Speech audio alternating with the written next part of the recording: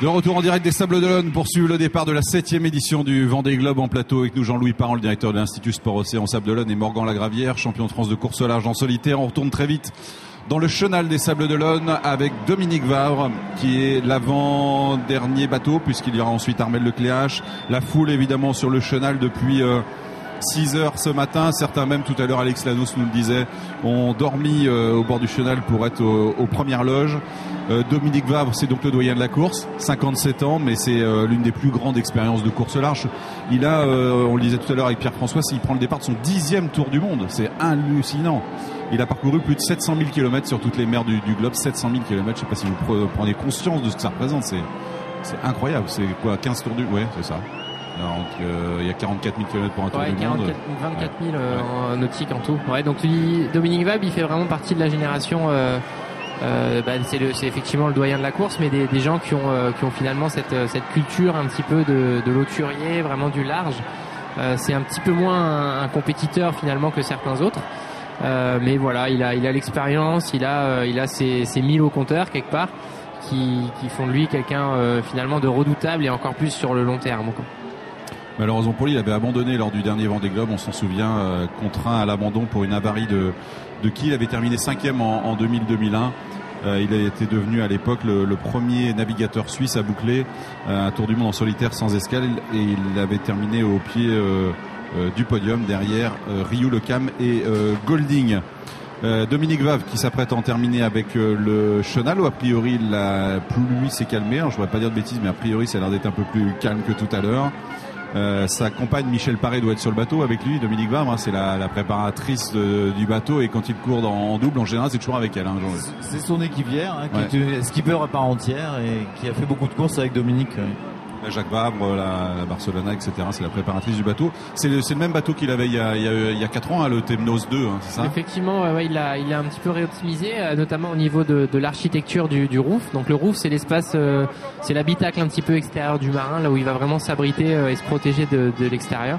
Donc l'extérieur, c'est pas seulement la lumière du jour, ça va être vraiment les embruns, le vent, le froid aussi dans les mers du sud. Donc tout ça, c'est très violent. On va pas forcément s'en rendre compte à la sortie du chenal, mais certainement plus tard dans les épreuves, sachant qu'il y a un petit peu de mer actuellement dehors.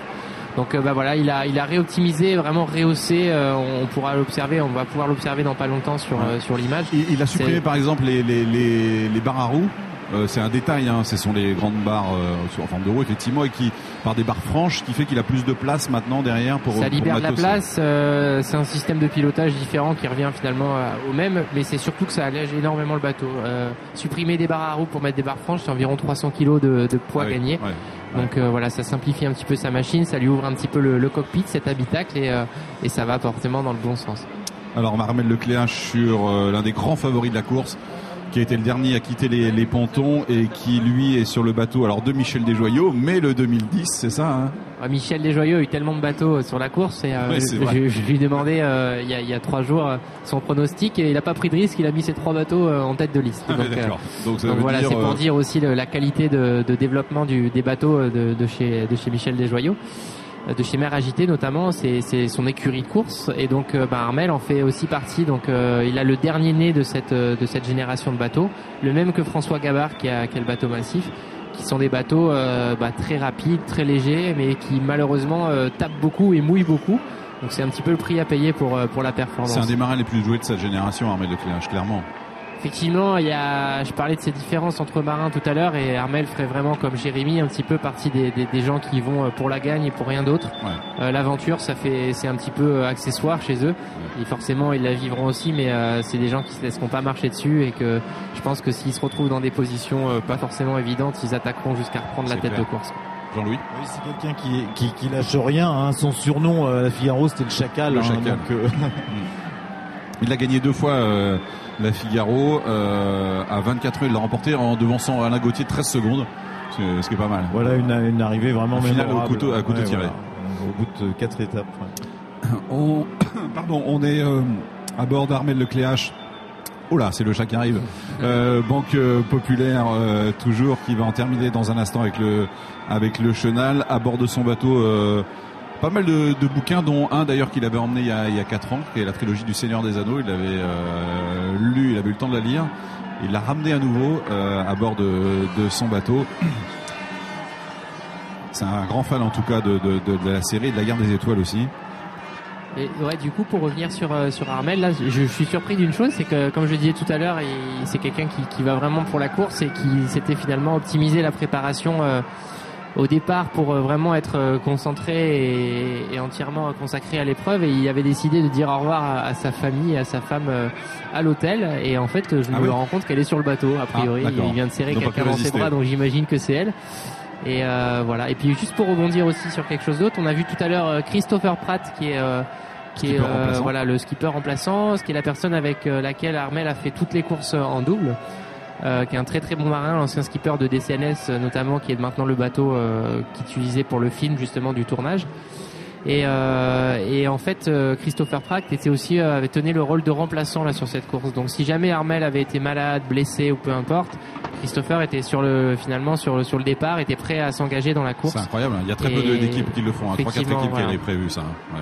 Mais évidemment, quand on a des projets à de tels niveaux financiers, en tout cas que celui de Banque Populaire, il est bien normal évidemment qu'on prévoit quelqu'un derrière. Il a fait assez peu de modifications sur le bateau. Armel, je crois que c'est renforcé un peu la structure qui avait un peu quelques faiblesses, mais sinon pour l'histoire. Quand Michel fait un bateau, en général, il n'y a pas grand-chose à changer, quoi. Bah oui, en général, c'est vrai que ce bateau avait quand même eu des soucis techniques. En fait, une des premières navigations qu'ils ont faites, ils étaient obligés de s'arrêter dans le golfe de Gascogne. Le bateau était en train de s'ouvrir en deux, malheureusement. Donc ils ont beaucoup renforcé le bateau, plus que vraiment optimiser la machine.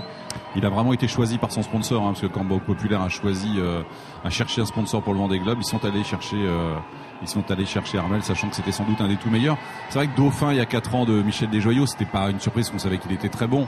Il a bénéficié aussi d'un certain nombre de concours de circonstances, mais pour lui, c'est en même temps beaucoup de pression, parce que deuxième il y a 4 ans, là, voilà, il n'y a qu'une marche.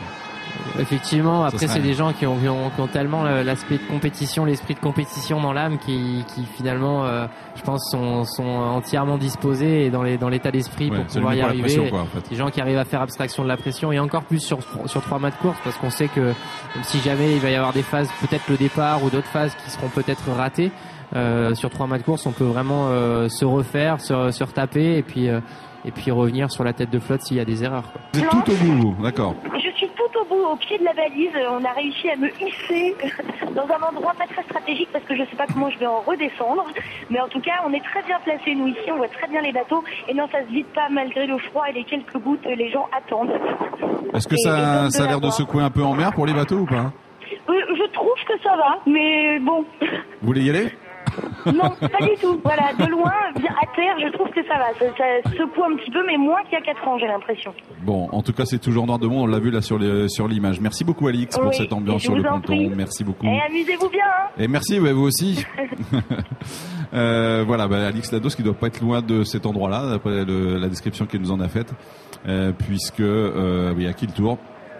Il y a du choix parmi les 20 bateaux avec la moitié de favoris, on le disait tout à l'heure, et 4-5 ultra favoris. Voilà pour Armel Lecléache, qui est l'un des derniers, donc, qui est le dernier même à sortir du chenal, avec à bord de son bateau peut-être un peu de musique aussi. Il a confié qu'il allait écouter du Radiohead, du Shirley Winston, du Bob Marley, du Ben Harper. C'est très éclectique pour Armel Lecléache. Voilà. Donc des ronds dans l'eau maintenant pour eux, ça va être le programme pendant 2 heures maintenant, puisque on est à quasiment pas loin 2 heures du départ. On est moins de 2 heures, à 1h53 du départ très précisément. Il y aura tout à l'heure un premier décompte à 12h54, c'est ça, 8 minutes avant le départ. Et puis ensuite, toutes les 2 minutes, à 4 minutes avant le 13h02, donc à 12h58, tous les équipiers et accompagnateurs devront être descendus des 60 pieds. Voilà, on voit les zodiacs d'accompagnement. Il y a déjà un peu de personnes qui descendent des 60 pieds à ce niveau-là, Morgan. Ouais, effectivement, pour parler de ce timing d'attente, c'est des timings qui sont assez longs. Pendant lesquels il faut pas perdre forcément trop d'énergie, mais en même temps il faut rester assez vigilant à l'extérieur, parce qu'il y a énormément de bateaux sur l'eau. Il y a des zodiacs de sécurité qui sont là pour justement assurer un périmètre de sécurité autour des machines. Mais globalement, voilà, il faut quand même rester vigilant, parce que le Vendée Globe peut malheureusement se terminer dès le départ s'il y a des contacts importants par rapport à ça. Donc voilà, il faut trouver le juste milieu, profiter des équipes techniques et se reposer sur elles au maximum avant de les débarquer et de se retrouver tout seul. notamment pour tout ce qui est d'efforts physiques. Donc, ce qu'il faut savoir, c'est que tout à l'heure, les marins vont hisser les voiles. Rien que de hisser les voiles et la grand voile notamment, c'est demande énormément d'efforts, d'énergie. Donc tant que le skipper peut s'appuyer sur les gens qui sont à ses côtés pour le faire, il le fera, de façon à s'économiser un maximum pour la suite qui est encore très très longue. Donc voilà, faut barrer les équipiers quoi pour l'instant aussi. Ouais, effectivement, ouais. L'idée c'est ne serait-ce que pour se rendre disponible vis-à-vis du public, mais aussi pour, comme je disais tout à l'heure, éviter de dépenser de l'énergie inutilement, quoi. Voilà, sur le chenal, ça va commencer à se vider lentement maintenant, puisque le défilé est terminé. Le Banque Populaire s'éloigne. On va peut-être retrouver, puisqu'on est à bord du Banque Populaire, on va aller beaucoup plus loin on va aller sur la Côte Sauvage, au niveau du Puy d'Enfer, où se trouve Caroline Tronche. C'est ambiance Tour de France, un peu là-bas, avec camping-car depuis le début de la nuit. Ouais, mais le Tour de France, c'est au mois de juillet, Stéphane. Et là, on n'est pas franchement au mois de juillet. Vous le confirmez. Exactement, je vous le confirme. En fait, je suis au Puy d'Enfer depuis tôt ce matin, on va dire ça. Donc, je suis à 5 km de vous, un petit peu plus au sud, sur la côte. Et puis, plus près que vous de la ligne d'arrivée aussi, je pense. De la ligne de départ. Alors ici, il fait pas beau, vous pouvez vous en douter. Ouais. Et il y a des gens qui sont très privilégiés, c'est ceux qui sont dans des camping-cars. Parce que figurez-vous que quand les averses arrivent, et il y en a pas mal depuis ce matin, ça a commencé pile, alors pour vous dire l'ironie du sort, ça a commencé pile au départ, à 9h30, quand le premier bateau partait de chez vous, nous, on était sous la pluie. Et donc du coup là, les spectateurs comme moi qui ont juste des vêtements de pluie, ils mettent leur capuche. Et puis ceux qui sont en camping-car, ils enlèvent le vêtement de pluie, ils mettent leur chanson et ils se mettent au fond du canapé à vous regarder au chaud devant leur télé. Et il y en a même qui ont le pare-brise panoramique, donc ils peuvent avoir à la fois la télé et en plus la course en direct. C'est donc une très bonne idée. Dire qu'ici, il y a des jaloux et au niveau des camping-cars, on va dire que il y en a pas mal. J'ai rencontré des gens qui m'ont dit que c'est la première fois qu'ils en avaient vu autant pour un départ de Vendée Globe. On va dire que toute la baie de Cayola est remplie de camping-cars. Donc là, oui, c'est un peu comme le Tour de France. C'est un peu comme le Tour de France, exactement. Vous apercevez les bateaux d'où vous êtes ou pas, Caroline ? Oui. Alors, c'est très drôle. Juste avant qu'on se mette à discuter ensemble, Stéphane, j'ai des gens qui viennent de me demander « Ah, c'est bien, avec votre caméra, on va pouvoir zoomer un petit peu plus sur les bateaux qui passent au loin. Ouais. » Parce que avec les appareils photo, c'est un petit peu difficile. L'horizon est très gris, je ne vous le cache pas. En revanche, avec la caméra, j'arrive à petit peu près à voir les skippers et j'ai aperçu PRB. Donc voilà, je suis contente. En bonne journaliste de TV Vendée, j'ai vu le Vendéen. C'est parfait, très bien.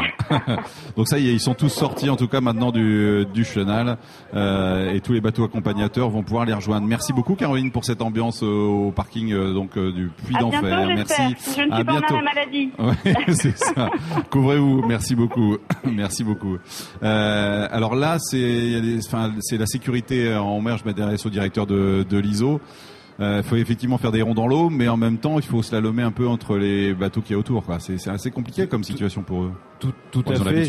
C'est-à-dire, il faut surtout que les IMOCA puissent avoir une zone qui soit vierge de tout plaisancier, et c'est pour ça qu'il y a eu la direction de course a mis en place cette zone de parade qui va jusqu'à la zone de départ. Alors, bien sûr, les skippers sont pas obligés d'être dans cette zone, mais je pense que ceux qui ont le moins de protection autour, il y en a certains qui ont 5, 6, voire 10 pour Samantha, Rib, des semi-rigides de protection, mais il y en a certains qui ont moins de moyens et donc ils vont utiliser cette zone pour se mettre en sécurité. Et donc, comme on le voyait tout à l'heure, elle est protégée, donc elle est délimitée par 90 bouées qui ont été mouillées cette nuit et donc par 52 Zodiac avec 117 pilotes qui vont assurer cette protection entre plaisanciers et les IMOCA. On voit cette Banque Populaire, je crois toujours, d'Armel Lecléache, qu'on va retrouver, Armel Lecléache qui est venu sur notre plateau pendant ces 3 semaines, et qui nous racontait combien il rêvait déjà à ce tour du monde quand il était à l'école primaire. Écoutez-le. Ma mère m'avait acheté l'agenda Vendée Globe. En fait, il y avait les photos avec les bateaux, donc ils étaient moins nombreux, en 89 c'était. Et donc je cochais en fait les bateaux qui malheureusement devaient abandonner. Donc voilà, je passais plus de temps à pointer sur la planisphère les positions des bateaux. Alors c'était un peu compliqué parce qu'à l'époque il n'y avait pas internet, c'était tout dans le journal, donc il fallait le journal le matin, c'était les classements de la veille. Mais bref, je passais du temps à faire ça pendant les cours. Ouais. Et vous en rêviez alors vous déjà à cette époque-là ? Vous imaginiez à leur place un peu ? je m'imaginais pas forcément à leur place, mais j'admirais ce qu'ils faisaient. Ouais. Moi, je faisais du dériveur, hein, comme ont fait François et Morgan. Donc, moi, j'étais plus concentré sur ce que je devais faire à l'école de voile le samedi. Mais c'est vrai que c'était passionnant de les voir partir, de suivre l'aventure. On avait quelques images qui arrivaient par la télé, et puis d'avoir vécu après les éditions suivantes. Voilà, c'est vrai qu'au fur et à mesure, l'idée m'est venue dans la tête, et pourquoi pas moi un jour, et voilà, c'était le cas il y a 4 ans, donc c'était génial. Voilà, pour Armel, ça apprend tôt les rêves, hein, ça commence tôt les rêves de Vendée Globe à l'école primaire. Voilà, donc ça c'est bien le Banque Populaire, hein, vous me confirmez? Ouais, effectivement, ouais. Banque Populaire, et ce qui est marrant, c'est que en fait, je sais pas si vous observez, les petits bonhommes jaunes à bord sont équipés de combinaisons sèches, et j'ai bien l'impression que une fois que le bateau sera à voile hissée, je pense qu'ils sauteront à l'eau directement. Ils prendront pas le risque de venir accoster en fait avec le Zodiac pour pas abîmer quelque chose sur le bateau et pas endommager une pièce quelle qu'elle soit. Et du coup, ils vont devoir se mouiller, ces petits gens-là. Et voilà. Donc c'est d'où l'intérêt d'être isolé thermiquement, en tout cas de la mer, qui est assez froide à cette période-là. Il y a des très jolis bateaux aussi qu'on voit là, Jean-Louis Parent dans le Chenal, l'Étoile de France, qui est le bateau qui a été loué, je crois, par un cheminée Poujoulin, mais qui est un vieux gréement. Voilà, c'est l'armement de Bob Escoffier de Saint-Malo. Hein. Il y a Étoile du Roi, Étoile de France. Donc je crois qu'il y a beaucoup d'étoiles dans le Chenal. On le voit, celui-ci aussi, c'est l'Étoile du Roi, celui-ci ? C'est l'Étoile du Roi, ouais. D'accord. Joli bateau, hein. Pas facile pour faire le tour du monde avec, Morgan, mais joli bateau. Ouais, pas facile, très confortable, joli certainement, image. Mais un peu moins rapide que les autres, je pense. Tiens, on va retrouver. Je vous propose d'écouter Alex Thompson, le skipper d'Hugo Boss. Alors, comme la plupart d'ailleurs des concurrents qui ont déjà fait le Vendée Globe et qui l'ont commencé jeunes, ils partent cette année en ayant un peu changé de statut, si je puis dire, puisqu'ils sont devenus père ou mère pour Samantha Davis. Ça complique évidemment forcément un peu les au revoir. Alex Thompson, lui, a quitté tout à l'heure ce matin son jeune fils Oscar, qui va avoir 2 ans au mois de janvier, et il nous expliquait comment Oscar réagissait quand il voyait le bateau de son papa s'en aller. Leave them behind, and now he's nearly 2, so he understands that I'm leaving. He doesn't understand how long for, but whenever he's there and the boat is leaving, he doesn't say Dada, Dada. He says Dada's boat. Dada's boat. So I think he loves the boat more than his dada. Donc les laisser derrière, ça va être super dur. Et du coup maintenant il a presque 2 ans, donc il comprend en fait. Et en fait, quand il voit le bateau de son papa partir, il dit plus papa, papa, il dit le bateau de papa. Donc en fait, il préfère le bateau à son papa. Every time he sees the Hugo Boss logo, he says, Dada's boat, Dada's boat. I think he thinks that we own Hugo Boss. Donc, quand Oscar il voit le logo Hugo Boss, il dit le bateau de papa, et donc Alex pense que son fils pense que Hugo Boss, voilà, Hugo Boss c'est lui et la compagnie leur appartient. Voilà, Alex Thompson sur Hugo Boss qui laisse le jeune Oscar. Les au revoir sont déjà faits, en tout cas pour les skippers. Bruno Retailleau, le président de la SEM Vendée, va nous rejoindre dans un instant pour nous faire part un peu de sa réaction après avoir quitté les 20 skippers. Il va les rejoindre en mer dans quelques instants tout à l'heure. On va essayer de le joindre en mer, c'est pas évident parce qu'évidemment il y a beaucoup de monde qui maintenant tweet, appelle, envoie des SMS, donc c'est compliqué d'avoir des personnes sur l'eau évidemment. Pendant ce direct, on est ensemble jusqu'à 14h. Tout à l'heure, dans moins d'1 heure, vous entendrez une interview de François Cluzet que nous avons réalisé hier, l'acteur qui est actuellement sur le film En solitaire, et qui, vous l'entendrez, a un discours très intéressant un regard intéressant sur la course et sur les skippers qu'il a pu rencontrer. Et vous allez peut-être pouvoir nous dire, Jean-Louis Parent, c'est une première, je crois, cette année. Il y a un rigide, il y a 2 semi-rigides médicalisés qui sont présents sur le plan d'eau, c'est ça ? Oui, il y a la SNSM donc qui participe au dispositif, et donc il y a des semi-rigides médicalisés, et il y a même le médecin de la course, Jean-Yves Chauve, qui est à bord du leader sécu numéro 2, donc dans le dispositif. Et il y a bien sûr toute l'armada des canots de sauvetage de la SNSM et tous les moyens de secours du SDIS qui sont sur l'eau actuellement. Qui sont sur l'eau. Morgan, la ligne de départ se situe en face de Port-Bourgenais, c'est ça ? Ouais, effectivement, c'est mon collègue qui aura peut-être plus la réponse que moi, mais effectivement, elle sera pas toute proche de la côte. Donc, je vais vous peut-être laisser répondre à cette question. Oui, donc elle est, il y a une marque bien connue pour les navigateurs, c'est la marque Dossen. Elle est un petit peu à ce niveau-là. Donc à 2000 dans le travers de Port-Bourgenais, il y a ce qu'on appelle une box, et à l'intérieur de cette box, le comité de course va mouiller la ligne de départ. Et le départ sera donné face à l'ouest. Merci Jean-Louis. On aperçoit la Lacciona de Javier Senso au large. Les bateaux là vont aller directement, vous pensez, autour de la ligne, parce que au bout d'un moment là ça va être un peu étroit pour stocker tout le monde. Morgan donnera son avis. Moi je pense qu'ils vont y aller. Elle est quand même assez étroite cette zone, hein, et les IMOCA, les 60 pieds vont très vite. Donc je pense qu'ils vont jouer un timing très précis qui est déjà bien pensé pour ne rejoindre la ligne de départ, enfin la zone de départ que dans la dernière demi-heure. Hein. Je ne sais pas ce que tu en penses, Morgan. Je suis assez d'accord avec ça. Je pense que leur priorité c'est vraiment de préserver au maximum les bateaux pour l'instant. Et d'ailleurs je suis assez surpris, mais les skippers hissent les voiles très tôt avant. Et je pense que c'est pour justement finalement améliorer un petit peu le comportement du bateau dans la houle, parce que comme on peut l'observer sur les images, il y a quand même du vent, il y a quand même de la houle, c'est des conditions qui sont globalement musclées même sur des bateaux de cette taille-là. Et donc de fait d'avoir les voiles atténue un petit peu tous ces mouvements de tangage et de roulis du bateau. Donc voilà, d'où l'intérêt de pouvoir hisser les voiles assez tôt. En plus, je pense que ça fait aussi un petit peu de communication vis-à-vis des partenaires des skippers, parce qu'on hisse les voiles, on montre finalement, on met tous les couleurs des partenaires, et donc tout va dans le bon sens globalement. Tout à l'heure, on a même vu à Siona, à Javier Senso, c'était presque un symbole. Il a déroulé sa trinquette dans le chenal. Il est quasiment sorti la dernière jetée, il l'a sorti à la voile, quoi. Donc c'est aussi un beau symbole. Merci. On va peut-être visiter un des bateaux, parce qu'on avait réalisé les visites de ces bateaux au ponton. Je sais pas si on va pouvoir voir maintenant la visite du groupe Bell, de Quito de Pavon. Vous allez pouvoir rentrer, ce qu'on peut évidemment pas faire quand on est sur les pontons, à l'intérieur de ces bateaux qui sont assez fascinants. Vous allez le voir avec un confort assez réduit, plus simple expression. Regardez. Bonjour Loïs. Gwen, je suis dans l'équipe technique de Quito.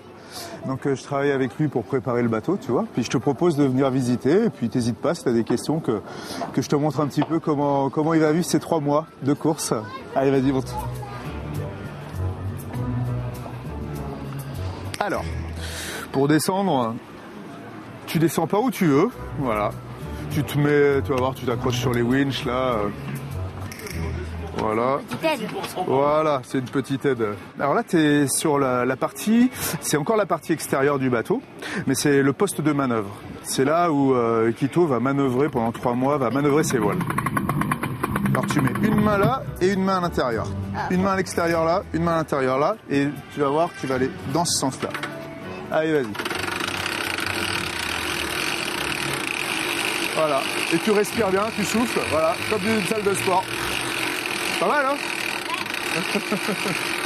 Allez, c'est bon, mon garçon. Ça entraîne ce winch. Là, ce qu'on appelle un winch, en fait, c'est ce qui te permet de démultiplier les efforts pour monter des voiles. Et toutes les voiles sont ramenées. Ce qu'on appelle ici, c'est le piano. Tu vois, c'est comme sur un piano avec beaucoup de cordes. Et tout ça, ça permet de faire les manœuvres sur les voiles devant. Tu te places, tu le descends bien. Voilà. Tu pars en arrière un petit peu.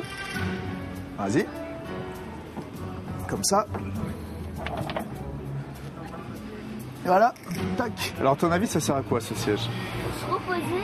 Ouais. Et puis, quand il faut se réveiller, ça fait bip, bip, bip. Eh bien, exactement, c'est presque ça. C'est-à-dire que ça te permet de te reposer juste à côté de la barre. S'il faut intervenir pour faire une manœuvre, par exemple, tu es exactement à 10 cm de ta barre. Tu es vraiment juste à côté. Et par contre, dans un siège comme ça, tu es vraiment confort. T'es pas mal, non? Hein? C'est cool, tu t'endormirais presque. Hein? On va voir à l'intérieur? Allez, après toi. Ça va l'air très confortable. Voilà. Alors, bienvenue à l'intérieur de Groupe Bell. Parce que là, tu es tout petit. Tu trouves que c'est tout petit? Là, tu as le siège de table à cartes. Comme le bateau navigue un petit peu penché, tu vois, il est fait pour être à l'aise sur un côté et à l'aise également sur l'autre côté. Ça, c'est quoi ça? C'est un match. Hein, son hamac. Tu veux l'essayer? Tu veux monter dans le... Non, ça serait moins confortable. Ça serait moins confortable? Tu veux pas essayer? Est-ce que pendant la course, il mangerait de la vache qui rit? Ah oui, toujours. Il part toujours avec de la vache qui rit.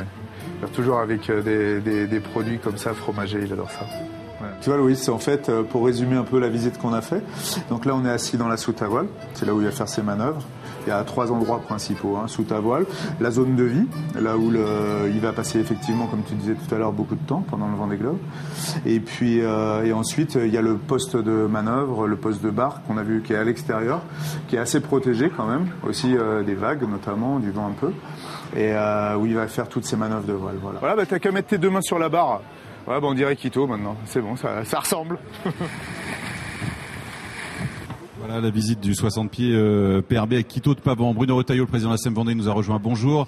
Bonjour. On va retrouver d'abord, si vous voulez bien, Jean-Jacques Laurent, le président de PDG de PRB, qui est avec nous au téléphone. Bonjour Jean-Jacques Laurent. Bonjour à tous. Ça va bien? Ça s'est bien passé? Ça vous lasse pas? C'est sorti de Chenal depuis le temps? Ah bah, c'est toujours émotionnel, hein. Là, on est devant la baie de Cayola, au château de l'Aune, et on voit évoluer Vincent et ses concurrents. Je vois le réduit, hein, parce que on est encore un bon petit moment dans la ligne de départ, mais tout se passe bien. On fait ces garde-choux un petit peu pour pas qu'il y ait de problème de collision avec d'autres bateaux, mais les gens ont l'air très respectueux de la navigation aujourd'hui, et tout se passe bien. Pour l'instant, pas de pluie en mer. Dis-moi Jean-Jacques, c'est Bruno Retailleau à l'appareil. Est-ce que tu as mal de mer? Parce que j'ai l'impression que la mer est un peu formée, non? Bah, la mer est un peu formée, mais c'est mieux qu'à 4 ans, et puis on est quand même là pour supporter nos poulas, pardon. Et donc on tient le coup, on n'a pas de problème. Je suis avec Madame Rio à la barre et je suis au téléphone, donc tu vois, la vie est belle pour nous. C'est super, c'est Vous super. n'avez plus qu'à faire le Vendée Globe, Jean-Jacques, alors maintenant. Pardon? Vous n'avez plus qu'à faire le Vendée Globe vous-même? Non, ça je fais ça aux spécialistes. Vincent, c'est son métier. Moi, sur Terre, ça va quand même beaucoup mieux. C'est votre combienième Vendée Globe? 5e? C'est le 6e Vendée Globe. 6e Vendée Globe. Mais oui. Qu'est-ce que vous recherchez de plus cette année? Vous avez déjà gagné 2 fois. Il y a un dicton qui dit j'avais 203, donc on va essayer de faire valoir le dicton. La sortie du Chenal cette année, par rapport à ce que vous avez pu vivre dans les années précédentes, vous avez senti une ferveur un peu différente, une ambiance différente? C'est vraiment une grosse ferveur. Je pense que c'est encore hyper bien organisé. C'est de mieux en mieux. Et le public reprend de plus en plus présent. Et ça, c'est ce qui fait la magie du Vendée Globe. C'est cette foule qui est en liesse dans le final. Et ça, c'est vraiment super. Quand on tire Vincent devant ce bateau, c'est une émotion forte, je vous dis pas. Ça vous prend au trip, c'est magique. Vous racontez souvent que c'est à vos salariés que vous demandez éventuellement à chaque fois de repartir dans le sponsoring voile, mais on se demande pourquoi ils voudraient arrêter. Je pense que voilà, c'est un travail d'équipe, hein, que ce soit les salariés ou les clients, tout le monde est porteur du projet. Tant que ça fonctionne et que la retombée est là, je pense qu'il faut y aller. Maintenant, il faut faire attention au budget, mais ça, c'est un autre débat. Merci beaucoup Jean-Jacques Laurent, on vous laisse vivre ce départ. Merci, à très bientôt, merci beaucoup. Merci. Au revoir. Vous demandez des renseignements sur la houle parce que vous allez embarquer peut-être, non? J'embarque dans 5 minutes avec François Cluzet pour pouvoir donner le départ quand même ouais. À 13h02, mais la mer est bien formée. Bon, c'était comment ces moments sur les pontons là? Parce que c'est toujours assez... Je vais vous dire, pourtant je m'y étais préparé, mais on peut pas se préparer à cette émotion-là. Ouais. C'est un instant extrêmement grave et alors il y a différents regards de skipper, mais je le garde pour moi. Il y a différents moments, il y a des moments extrêmement poignants. Et je sais pas, j'ai jamais ressenti ça. J'ai versé ma larme, bien sûr, comme beaucoup d'autres. Mais voilà, c'est un moment tellement fort, tellement grave pour ces skippers, hommes et femmes qui partent pour la plus belle et grande aventure qu'il peut y avoir autour de la planète. C'est fabuleux. C'est-à-dire que c'est ce que disait Alain Gauthier hier, notamment ici. C'est vrai qu'il ne faut pas perdre de vue non plus que voilà, la mer c'est un danger et qu'ils affrontent un certain danger aussi. Même si on fait tout pour qu'ils soient en sécurité. Et la mer est un danger compris sur les plages. Alors vous imaginez que sur les océans, quand on est à des milliers de kilomètres des côtes, non, ils vont traverser les mers et les océans les plus dangereux du monde sur des beaux bateaux, mais qui sont des fétus de paille dans cette immensité. Donc voilà, chapeau, respect, beaucoup de respect surtout. Merci beaucoup. Vous allez embarquer. Vous étiez au Vendée, vous avez fait déjà des départs de Vendée Globe. J'ai fait chaud depuis le début. C'est mon 7e. Parce qu'il y a 4 ans, ça bougeait pas mal. Hein. Il y a 4 ans, ça bougeait bien. Il y a 4 ans, il y a bougé bien. En général, au mois de novembre, non, c'est pas effectivement, c'est pas le soleil, c'est pas la mer d'huile. Ça bouge toujours un peu, mais c'est important que ça bouge un peu parce que ça permet de donner au public une première impression. Oui, et franchement, exactement. Donner l'impression de cette course avec un espèce d'un soleil, etc. Non, on n'est pas à Saint-Trope ici, on est au Sable d'Olonne, on n'est pas en Méditerranée, on est sur l'océan. Il y a des marées, on en est fiers, il y a des tempêtes, mais on a aussi des hommes, des tempéraments qui sont très forts et qui sont très volontaires. On est très très fiers d'eux. Vous nous annoncez il y a 1 million de personnes sur le village pendant les 3 semaines. Alors là, on va taper à 1 300 000, 1 400 000 quoi, avec le départ en plus. Oui, la préfecture nous annonçait 1 million et là on nous annonce entre 400 voire 500 000 personnes. C'est énorme. Et vraiment, c'est aussi l'édition où on explose tous les compteurs de ce point de vue-là.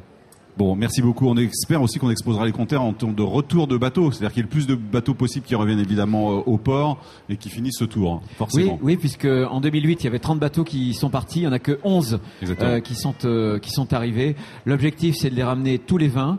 Et l'objectif, c'est aussi symboliquement, puisque Desjoyeux avait fait 84 jours et il faut battre Jules Verne. Il faut faire en moins de 80. Mais je leur ai dit à chacun d'entre eux que le village va se réinstaller le 25 janvier. Donc si vraiment ils sont très en avance, qui m'appellent, qui nous préviennent pour qu'on puisse monter le village pour le public qui est ici et qui vient nombreux au Sable d'Olonne. Merci, je vous laisse embarquer avec François Cluzet pour donner le départ tout à l'heure. On vous suivra, merci beaucoup.